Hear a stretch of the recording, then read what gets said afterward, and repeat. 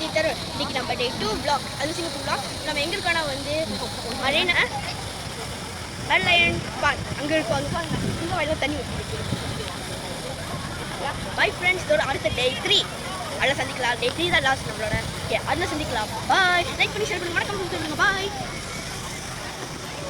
பாருங்க ஃப்ரெண்ட்ஸ், இதான் சிங்கப்பூர்.